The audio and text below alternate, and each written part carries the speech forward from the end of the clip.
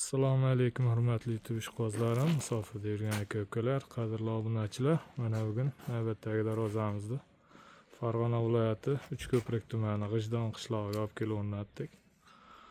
Juda chiroyli chiqdi bu darvozamiz ham. 320 ga 345 razmerga o'rnatdik. Bu darvozamiz 1 kvadrat metrini 900 ming so'mdan olib kelib o'rnatildi.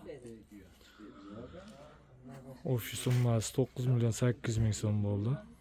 1 kvadrat metr 900 ming so'mdan ustanovka qilindi. Darvozamiz ko'rishingiz mumkin. Darvozamiz materiallari bilan tanishtirib o'tsak, stoykalari 8 ga 8 profil bo'ldi. 2 lik stenada. Ichidagi profillar 6 ga 4, 1,5 lik stena, listlari 2 lik listda bo'ldi. O'rtalariga ana turli rangli ijinkadan qo'yildi. Ruchkalariga juda chiroyli holatda ustanovka qilindi. Kraskalarga kelsak, darvozamiz kraskalari mokro asfalt rangda bo'ldi. Devo kraska. Xudo xohlasa, kraskalarimiz ham ancha yil xizmat qilaveradi.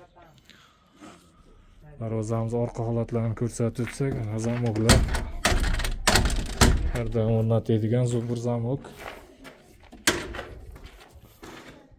Orqa holatlari, orqalari ham tekis, mana juda chiroyli, juda ideal holatda o'rnatildi.